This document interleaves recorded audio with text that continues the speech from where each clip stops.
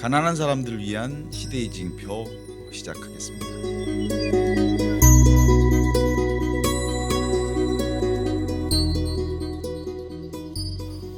오늘 주제는 총선과 청년의 정치 참여를 주제로 해서 함께 얘기를 나눠보겠는데요. 저는 시대의 징표 진행을 맡은 최민석 신부입니다. 자기소개, 출연진들 자기소개 좀 해주시죠. 저는 은평녹색당에서 활동하고 있는 민철식이라고 하고요. 현재는 은평의 녹색당에서 운영위원으로 활동하고 있습니다.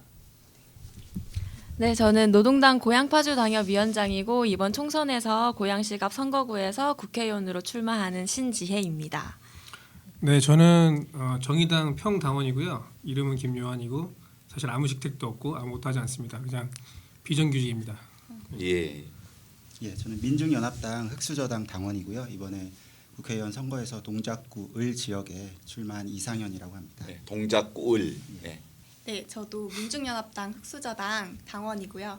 이번에 중구 성동구 을 지역구에 출마하게 되는 김수정이라고 합니다. 반갑습니다. 늘 선거를 하면 청년이 그 선거의 주제에서 빠지지는 않았습니다. 특별히 2015년을 맞이해서 헬조선 흑수저에 관련된 얘기들이 그 국민들의 관심을 모으면서 청년 문제가 특별히 2015년에 관심의 중심에 섰었습니다. 이번 선거에도 역시 청년이 반드시 중요한 화두가 될 거라고 생각을 하는데요. 청년들이 직접 정치 참여를 하게 되었다고 했습니다. 이건 근본적으로 기성체제나 기성정치, 기성세대가 그동안 청년을 그 정치의 중심에 그 화두에 두기는 했지만 결국은 이제 선거가 지나면 관심으로부터 벗어났다는 생각이 있었던 거죠. 직접 정치 참여하겠다고 하는 의지 표명을 하신 정당이 민중연합당에서 지금 청년 쪽 있고요. 정의당도 지금 청년 파트에 상당한 관심을 가지고 정의당 같은 경우는 보통 한 90% 이상이 다 젊은 청년들이죠. 그래서 이제 정의당은 이제 청년당이라고 봐도 되겠네요. 그렇죠. 상당히 젊죠. 그다음에 이제 노동당 이렇게 했는데 청년들이 정치에 참여할 수밖에 없는 이유들을 좀 이렇게 피력해 보실 수 있으면 좋겠습니다. 어디서부터 하겠어요? 예. 저요? 네, 요즘 청년들 다 대학생도 그렇고 대학생이 아닌 분들도 보면은 어디서 많이 볼 수 있냐라고 하면 편의점, 뭐 빵집 아니면 그런 마트도 되게 요즘에는 아주머니들도 많지만 청년분들도 되게 비정규직으로 많이 그렇게 일을 하고 계시는 그런 분들이 되게 많잖아요. 그래서 보면 다 정말 대학생 아니면 그렇게 비정규직으로 일을 하는 그런 분들이 다 거의 대부분 다 청년들. 그러면 그분들을 위해서 정책이라든지 아니면 그분들의 그런 삶을 좀 편안하게 할 수 있는 그런 정치인이 있냐라고 하면은 없다라고 생각을 하거든요. 지금 현재에는. 그랬을 경우에 그럼 이걸 누가 바꿀 수 있냐 이런 현실 문제들을 했을 때 청년들이 직접 정치를 하지 않으면 절대 바뀔 수 없다라고 생각이 들었던 것 같아요. 근데 그 정치라고 하는 것이 되게 느끼기엔 되게 어렵게 느껴지고 그리고 내가 이걸 할 수 있어? 라고 하게 느껴지지만 쉽고 재밌게 정치를 할 수 있지 않을까 청년들이 나서서 정치를 하게 되면 그런 생각도 되게 많이 들었던 것 같고요. 그래서 새롭게 당을 만들었잖아요. 그래서 그런 일반 청년들이 우리 당과 함께 그렇게 정말 재밌고 신나는 정치를 했으면 좋겠다라는 생각이 한편 들었었던 것 같고 그래서 이번에 저도 처음 출마를 하는 거거든요. 그래서 이게 가능할까라는 생각이 들지만 이렇게 할 수 있다, 우리도 할 수 있다라고 하는 걸 좀 보여주고 싶었던 것 같아요. 그래서 그런 직접 정치가 굉장히 중요하고 청년들이 나서서 정치를 하는 게 굉장히 중요하다. 근데 우리가 그걸 할 수 없는 게 아니라 할 수 있다. 시작해보자라고 하는 그런 게 좀 그런 의미로 당도 만들고 출마도 하게 된 것 같습니다. 네. 아주 당연한 출발점을 이렇게 시작하셨는데 성공할 수 있기를 바랍니다. 네, 감사합니다. 저 같은 경우는 이제 더 이상 좀 참을 수 없어서 정치를 시작하게 된 것 같고요. 제가 국회의원 후보에 출마하게 될 거라고는 전혀 살면서 한 번도 생각해 본 적이 없는데요. 그 19대 국회를 보면 네네. 20대 국회의원 한 명도 없고 네. 30대 국회의원은 9명인가 예. 그렇다고 들었습니다. 근데 그만큼 이제 그 정치를 하는 분들의 연령이 너무 높고 청년들을 이야기하지만 그런 이야기를 함으로써 표를 그 요구하는 거지 청년들을 위한 정책을 만들어내거나 실제 무언가 청년들에게 다가가서 정치를 만들고 있지는 못하다고 생각이 되고요. 제가 그 숭실대를 다니다가 제적을 당했거든요. 네. 네, 그 등록금 이제 휴학을 하다가 등록금 더 낼 수가 없어서 제적을 당했는데 그때 제적 당한 상태에서도 그 학자금 대출이 한 1,700만 원 정도 있었어요.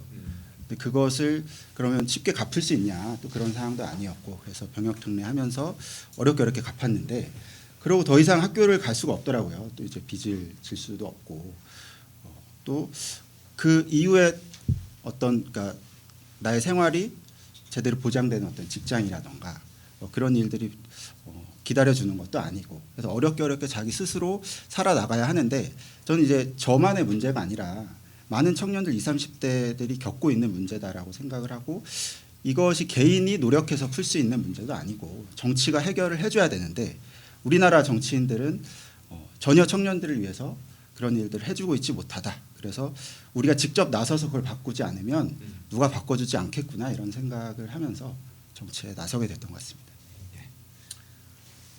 제가 말씀드려요. 네. 저는 일단 제가 30대이긴 한데 곧 있으면 40대 대표로 나와야 될 정도로 이제 좀 나이가 좀 많이 들었는데 저는 좀 생각이 좀 달라요. 좀 포인트 좀 다른데 네. 저는 이제 보수와 진보의 문제라고 생각하거든요. 그러니까 사실은 우리가 지금까지 청년들이 자신의 목소리를 내지 못했던 이유, 자신의 정책을 내지 못했던 이유는 보수에게 포커스가 맞춰져 있는 정책을 했기 때문이라고 생각해요. 그러니까 지금 새누리당과 더불어민주당, 사실 더불어민주당이 야권이긴 하지만 정말 진보냐에 대해서는 사실 의심이 있죠. 진보가 아니고 사실 뭐 중도 보수 아니면 이제 보수 쪽에 더 가깝다고 볼 수 있는데 그쪽에 함몰되어 있다 보니까 사실은 정책적으로는 뭐 청년들을 위한다 하지만 실질적으로는 청년을 위한 정책을 펼지 못하고 있는 거고요. 실질적으로 저희가 진보당, 뭐 정의당을 포함해서 녹색당, 지금 민주연합당 등이 정권을 장악하게 되거나 어떤 이제 좀 큰 파일을 갖게 되면 당연히 우리가 말하는 젊은이들을 위한 정책들이 많이 퍼지게 될 거라는 거죠. 제 생각에는 저는 사실 젊은이긴 하지만 청년이긴 하지만 제가 뭐 청년이기 때문에 정치를 어떻게 참여한다 이런 게보다는 제가 국민으로서 그리고 젊은 사람으로서 당연히 정치에 참여하는 것이 옳고 바르기 때문에 제가 정치를 참여하는 것이 청년이기 때문에 정치를 참여하는 건 아니거든요. 네. 그래서 그런 부분에서 생각하면 좀 더 나을 것 같다는 생각을 하고 있습니다. 네. 저 같은 경우에는 이렇게 노동당의 신지혜 선생님. 네. 이렇게 많이 말씀해 주셨는데 저는 이때까지 우리나라에서 청년 정책이 아주 없었다고는 생각하지는 않아요. 근데 그 청년 정책의 포커스나 방향이 청년들이 지금 겪고 있는 문제를 해결하기에는 굉장히 많이 부족했다라고 생각을 하고 그 부족했었던 이유는 지금의 청년들이 겪는 문제는 우리 청년 세대여서 겪는 문제가 아니라 지금의 경제의 상황이 우리의 부모 세대들이 굉장히 가난해지고 있으면서 부모 세대의 삶이 불안정해지면서 그것이 또 고스란히 청년들이 더 과중하게 가난해지고 있는 그런 문제들이 저는 있다고 생각을 하는데 그랬을 때 청년의 문제를 해결하는 방향은 청년의 뭐 등록금이나 뭐 일자리 이런 것들도 고쳐 나가는 방향이어야 하겠지만 기본적으로 우리 이 국민들이 이렇게 비정규직으로 너무 오랜 시간 동안 일하는 이 자체를 바꿔 나가야지만 함께 해결할 수 있는 문제다라는 생각이고요. 이 불안정한 사회가 너무 심화됐기 때문에 청년들의 문제가 청년들이 겪는 이 고통이 점점 심각해지고 있다. 그래서 이 참지 못해서 나오게 되고 고치기 위해서 나오게 되는 게 아닌가 싶습니다. 예. 조금 있다가 그 대한민국의 청년의 현실을 또 다시 한번 네, 풀어볼 네. 기회가 있을 테니까요. 저는 정치 참여 이렇게 뭐 하게 된 게 저는 녹색당 당원이긴 하지만 예전 한 5년 기존 진보 정당을 했었던 당원인데 이게 그때보다는 청년들이 정치 참여하는 게 약간 좀 삶이 더 팍팍해지면서 더 많이 줄었던 것 같고 현재 저희 녹색 녹색당을 예를 들자면 녹색당에 입당하는 청년 당원들이 대부분 생애 첫 정당이에요. 녹색당. 그래서 약간 좀 그러니까 이런 기존 문화에 익숙치 않은 그 청년들이 그러니까 그냥 말로 대안정당을 찾아서 저희는 오고 있고요. 녹색당이란 약간 좀 예를 들어서 녹색당에서 뭐 동물권이면 청년들 중에는 뭐 이렇게 고양이를 키우는 사람들도 많고 그러니까 이제 그런 이렇게 약간 다양한 의제에서 활동하는 청년들이 들어오고 있고 그리고 또 청년들이 예전보다는 그런 정치에 관심이 적은 게 사는 게 너무 그러니까 너무 팍팍하다 보니까 이런 정치에 뭐라 그럴까 관심을 그러니까 그냥 말로 생각을 쏟을 마음의 여유가 없어지면서 정치 참여율이 적은 것 같고 현재 제가 보기엔 청년들이 정치 참여율이 좁은 건 현실인데 이렇게 참여하는 청년들이 있으니까 그래도 청년들이 약간 목소리를 내고 있지 않나 생각이 들어요. 전 다른 방식으로 얘기하자면 그러니까 정치 참여는 하는데 지금은 예전에 보면 50이었다면 지금은 거의 한 15% 정도 옛날부터 많이 빠진 거죠. 제가 2004년부터 진보정당 당원 활동을 했었는데 그때보다는 좀 청년들의 뭔가 동력이 빠진 것 같아요. 참여는 하되. 그러니까 저도 첫 정치 참여는 고등학교 졸업하고 했기 때문에 당원 활동을 그래서 지금 쭉 녹색당 하고 있습니다. 그래요. 조금 더 뒤바뀌었기는 했지만 청년들의 정치 참여의 계기가 이제 얘기되려면 결국은 대한민국의 청년의 현실을 봐야 될 텐데 왜 지금의 그 대한민국의 청년의 현실을 헬조선이라고 하는가 묻고 싶은데 뭐 이제 본인들이 느끼는 헬조선의 대한민국 현실을 좀 이렇게 고발해 주시죠. 먼저 좀 왜냐하면 월세 지옥. 예, 먼저 월세 지옥. 네, 월세 지옥 그리고 또 그 수장 대표님 말씀하신 등록금 지옥. 예. 그리고 이제 뭐라고 그러지? 직장 지옥. 이 3지옥 때문에 저는 헬조선이 성립되지 않나 싶어요. 예. 그 직장 지옥 말씀해 주셨는데 제가 선거를 준비를 하면서 우리 동네의 청년들을 만나고 있거든요. 네. 이 동네의 청년들이 우리가 청년 세대로 묶일 수 있는 공통점이 뭘까 이런 것들을 찾아 나가고 있는 중인데요. 지금 보면 사실 정규직의 일자리를 갖고 있는 청년들이 굉장히 드물고 우리 청년들이 일하고 있는 이 현장에서 뭐랄까 고용되어 있는 관계들이 굉장히 다양해진 것 같아요. 그래서 나의 이 직장에서의 문제를 해결하기 위해서 누구에게 문제 제기를 하고 어떻게 바꿔나갈 수 있을까 이런 과정 자체도 좀 굉장히 많이 복잡해지고 그럼에도 불구하고 내가 굉장히 오랜 시간 동안 일을 함에도 불구하고 나는 아주 낮은 임금을 받고 있고 그래서 미래를 꿈꿀 수도 없고 심지어는 이제 누구나 대체 가능한 비정규직 일자리들만 있다 보니 내가 언제 쉽게 잘려도 가능한 상황인데 그럼에도 불구하고 지금은 이 비정규직 일자리마저도 들어가기가 좀 많이 어려워졌을 정도로 경제 상황이 많이 좋지 않다. 그게 좀 청년들이 겪고 있는 헬조선의 또 한 측면이 아닐까 생각을 합니다. 저는 한 두 가지 정도 생각하고 있는데요. 그러니까 이런 많은 문제들이 일어나는 이유는 결국은 청년들이 취직을 하지 못하는 것이라고 생각해요. 그것이 가장 큰 문제라고 생각하고 그 취직을 못하는 것뿐만 아니라 취직을 겨우 하더라도 그 월급이 너무 적은 거죠. 그러니까 자신의 삶을 지켜나갈 정도의 금액이 안 되기 때문에 결국은 이제 넉다운이 되어버리는 그 모습을 보게 되거든요. 그러니까 저 같은 경우도 사실은 저는 이제 신학을 전공하고 20대 때를 그냥 교회와 선교단체에서 생활을 하다가 이제 30대가 딱 되면서 그것을 그만두고 이제 제가 이제 사회로 나와 진출했는데 처음 진출한 게 이제 빵집에서 이제 그 빵기사 제빵 기사가 되는 거 됐던 거예요. 그래서 모 기업의 쌍두 기업인데 그 중에 하나에서 하게 되었었는데 한 2년 정도 일을 했는데 사실은 거기는 이제 모 회사가 있었고 그 회사가 그 이제 다른 업체를 선정해서 네네. 하도급을 주는 업체인 거죠. 그러니까 저희는 그 대기업에 소속된 것이 아니고 하도급으로 해서 일하게 되는 거예요. 그래서 사실은 뭐 한 일주일에 한 번 정도 쉬고 평균 노동 시간을 하면은 제가 알기로 그때 제 당시에 제가 30대 초반이었으니까 136만 원 정도 받을 수 있었던 걸로 기억해요. 근데 이제 실질적으로 그 점주들은 저희한테 한 160만 원 정도 그러니까 그 정도의 차익을 이제 하도급 업체에서 이제 가지고 가는 거였어요.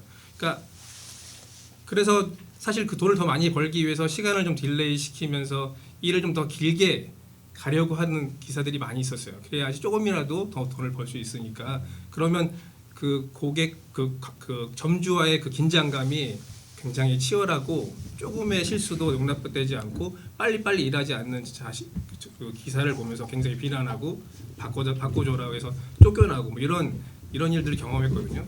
그래서 결국은 이런 모든 상황 구조적인 부분들이 제가 생각할 때는 이 뭐 경제적인 이 가정적인 구조적인 부분들이 너무나도 잘못되어 있는 것들도 많지만 그 젊은 청년들이 사회에 진출했을 때 이제 올바르게 취직하고 올바른 급여를 받을 수 있는 구조가 되지 않는 한 절대로 이 구조는 바뀔 수 없다라는 것, 그리고 우리가 힘을 낼 수 없다라는 것, 살아갈 수 없다라는 것을 확인하게 되는 것 같다는 생각이 듭니다.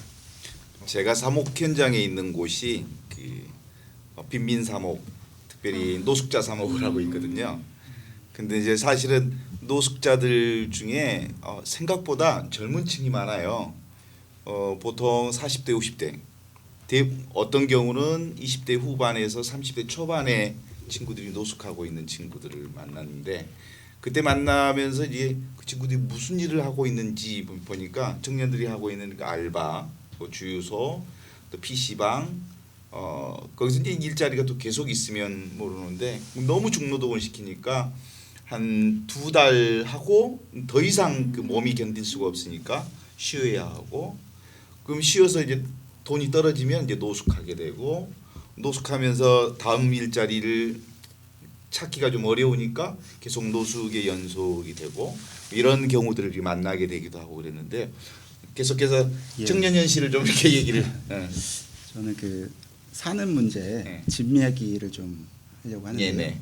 제가 독립을 하고 처음에 월세를 그랬는데 그 용인의 임대 아파트였거든요. 근데 그때 12만 원에 출발했는데 이제 서울 쪽으로 이제 계속 옮겨오게 되면서 월세가 계속 오르더라고요. 네. 그리고 제가 결혼을 하고 처음 얻었을 때가 35만 원짜리 월세였고, 예. 근데 그 보증금도 대출을 받아서 한 3,500 정도 대출을 받아서 보증금 마련해서 월세를 구했는데 한 2년 살고 나니까 이제 10만 원 올려달라고 하더라고요. 그러니까 뭐 대출을 받았는데 이 대출 그 이자도 내야 되고, 그렇죠. 월세도 내야 되고, 근데 10만 원 더 올리면 수입도 변변치 않은데 그거를 감당하기가 너무 어렵고, 그래서 이사를 지금까지 한 결혼하기 전까지 쳐서 한 5번 다닌 것 같아요. 독립한 다음에. 그러니까 계약 기간이 되면 매번 옮겨 다녀야 되는 지금 그런 현실이고, 이제 그 대출 받았던 게 이제 신혼자금 전세 대출이었는데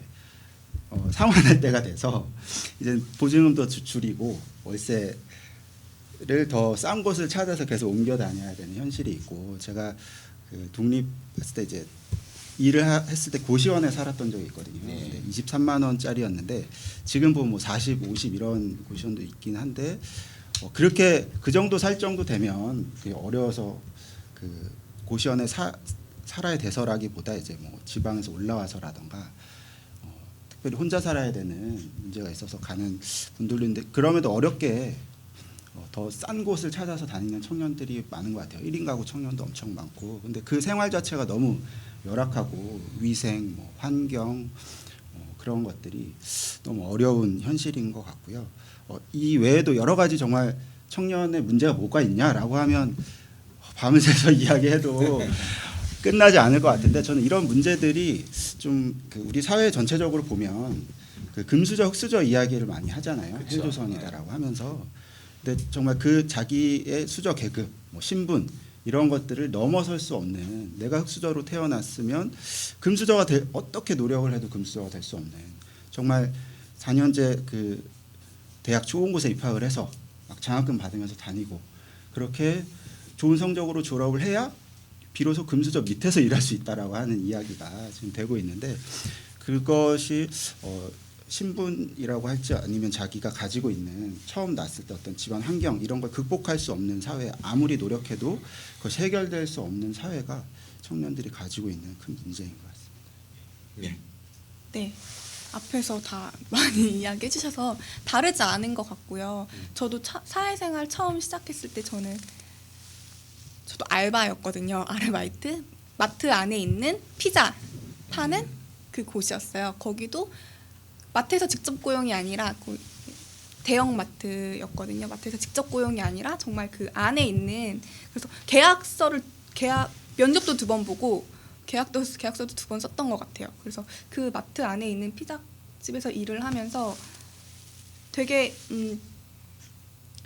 쉬지도 잘 못하고, 그리고 화장실도 후방이라고 하거든요. 그 창고, 그러니까 진열대 그렇구나. 뒤에 있는 뒤에 후방이라고 하는 곳이 있어요. 거기 안에 가서 화장실도 가야 하고, 그리고 뭐 들어갔다 나올 때도 가방 검사를 다 하는 거예요. 너무 그러니까 어떻게 보면 우리를 그걸 훔쳐갈 수도 있는, 물건을 훔쳐갈 수도 있는 범죄자로 보는 거잖아요. 그러네. 그래서 그런 것들이 너무 보면서는 정말 도대체 이게 뭐지?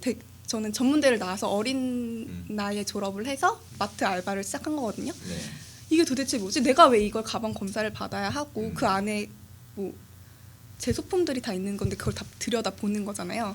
그리고 쉬지도 못하고, 그리고 계속 사람이 없어도 계속 저는 외쳐야 하는 거예요.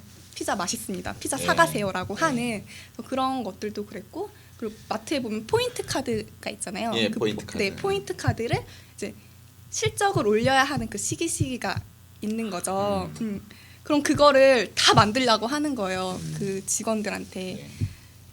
나는 필요가 없는데도 불구하고 그걸 다 만들어야 하고, 내가 만들었으면 내 가족들한테까지도. 어쨌든 그런 것들을 보면서는 진짜 마트 알바를 하면서 진짜 그런 것들이, 그러니까 청년 문제와 그 일자리 노동 문제는 정말 이어져 있구나라고 하는 그런 생각도 되게 많이 들었던 것 같고요. 그리고 뭐 집 문제도 그렇고, 그리고 보면서 뭐 세월호 문제나 그런 사회 문제에서도 정말 내가 돈 없고 내가 백 없으면은 정말 이렇게 죽어갈 수도 있겠구나라고 하는 생각이 엄청 들었던 것 같아요. 그러면서 이걸 진짜 꼭 바꿔야 하고 해야겠다라고 하는 생각도 되게 많이 들었던 것 같습니다. 그래. 청년 헬조선의 현실, 그리고 대한민국 사회의 모순, 이런 것들을 보게 되는데, 이런 그 모순 그리고 헬조선의 현실의 근본 원인이 어디에 있는지 한번 짚어볼 수 있었으면 좋겠어요. 누구부터? 네, 다들 이렇게 사람이 많아가지고 눈치 작전을 네. 계속 아무나 얘기하세요.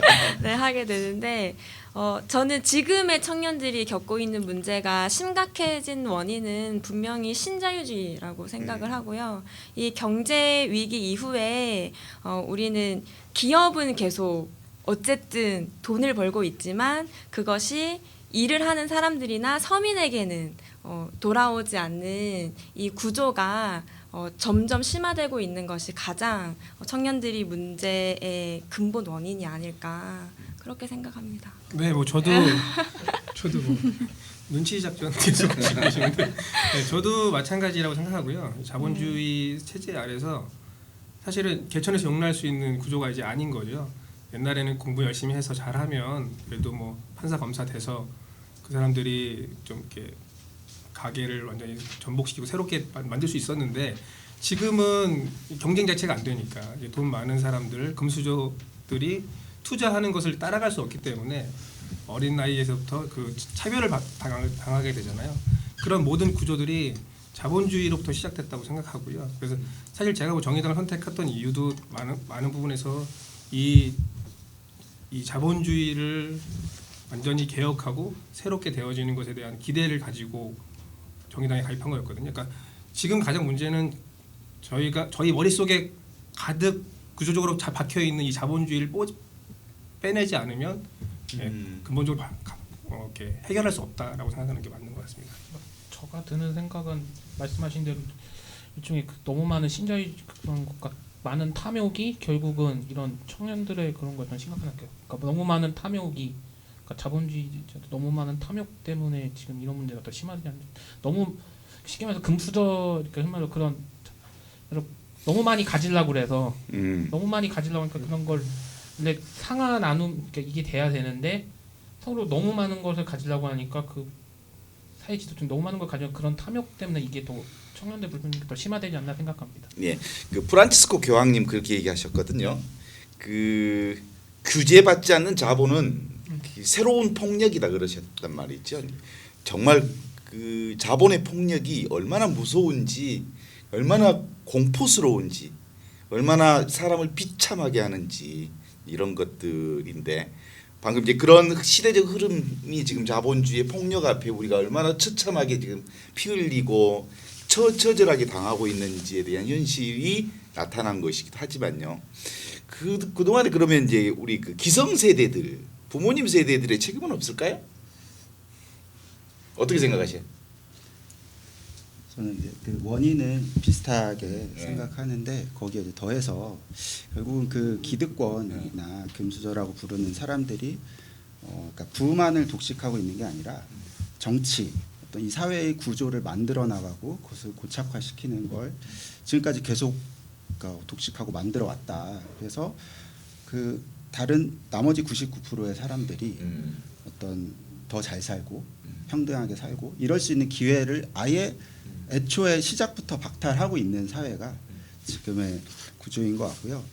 기성세대, 저는 뭐 부모님 세대, 기성세대가 뭐 잘못했다, 뭐 그렇게 생각하지 않고 저희 부모님만 해도 굉장히 성실하게 뭐 정직하게 살아오셨는데 그 뭐 가난을 이렇게 벗어날 수가 없더라고요. 그렇게 그리고 우리나라의 여러 가지 사회 발전이 굉장히 많이 일어났잖아요.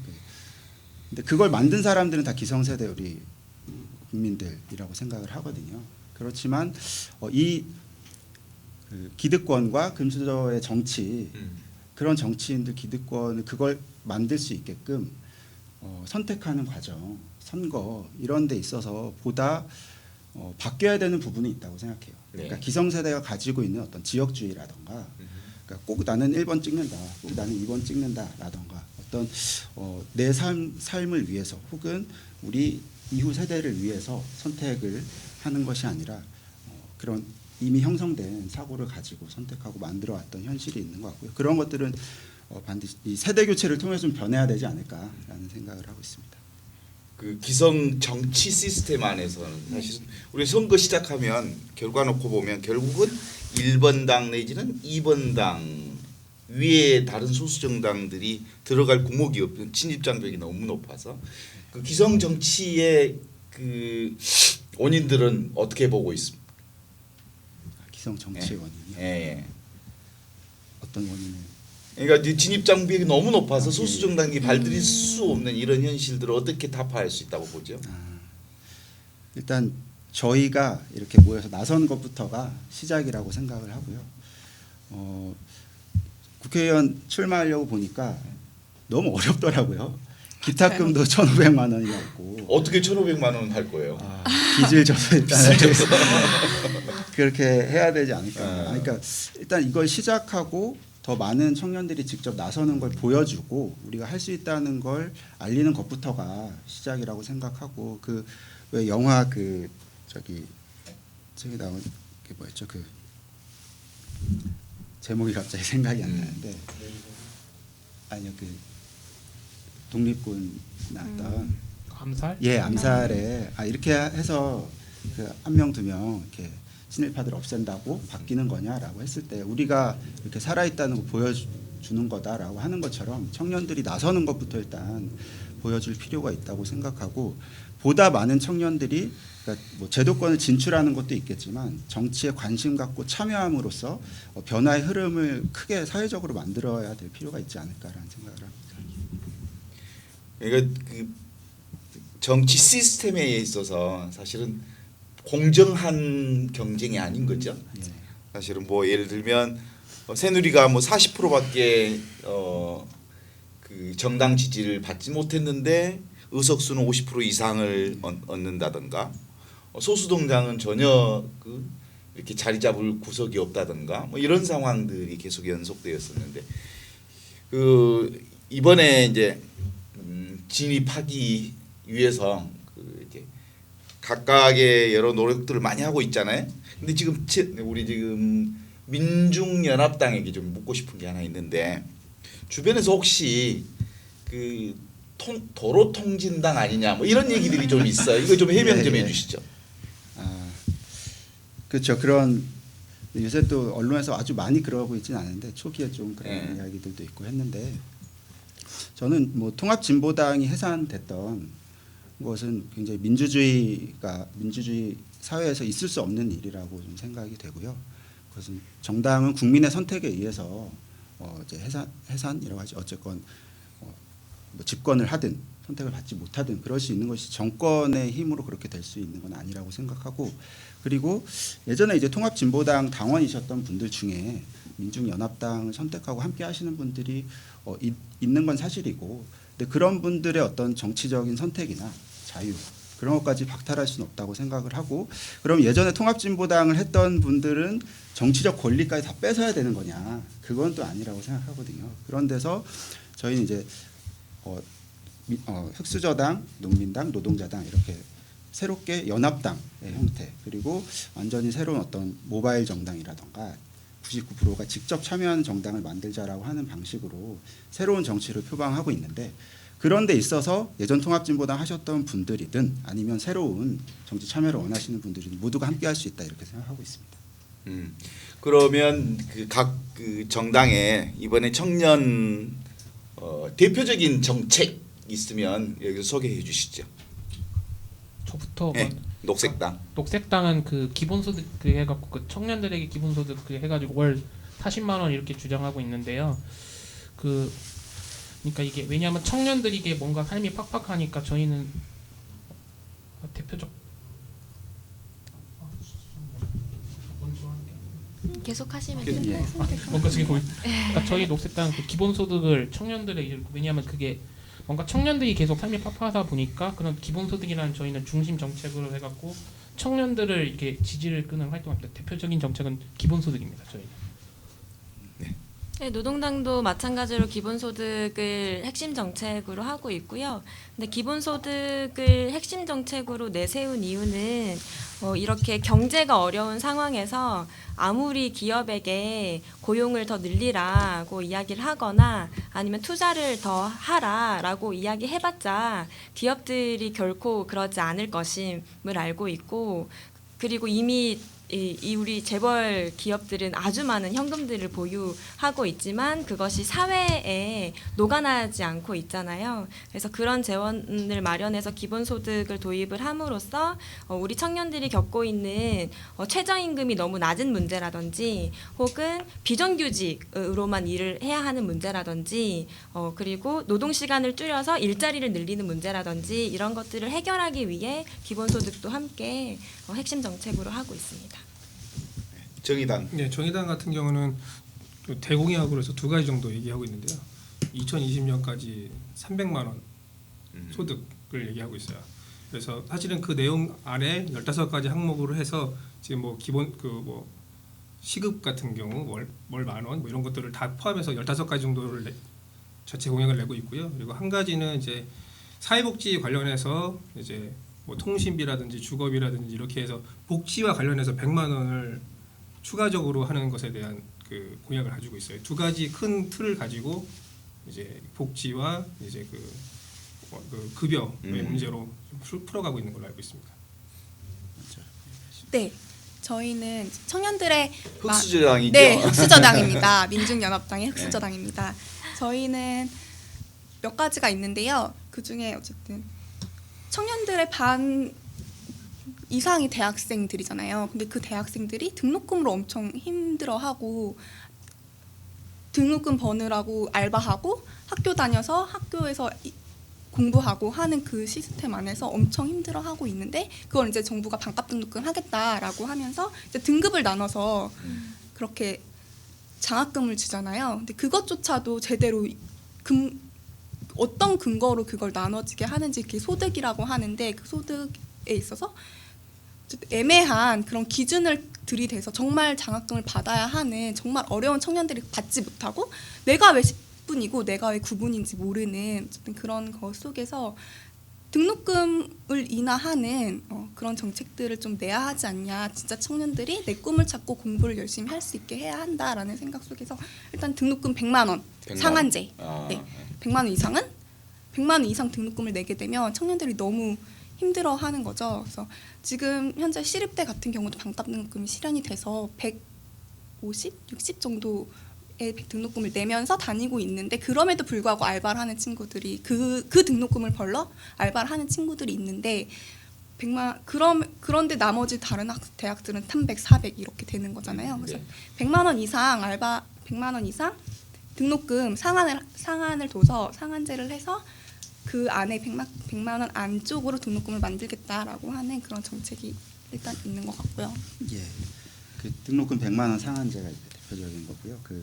거기 이제 반값 등록금이 논란이 많이 되고 있잖아요. 실현했다 안 했다, 고지서상 반값 해야 된다 아니다 이런 되고 있는데 저희는 이제 거기에 더 나가서 이야기한 것처럼 등록금 100만 원 상한제로 정확하게 해야 되지 않을까라는 생각이 있고요. 두 번째는 이제 청년들에게 졸업 후 실업급여를 모두 제공하자라고 하는 정책이 있습니다.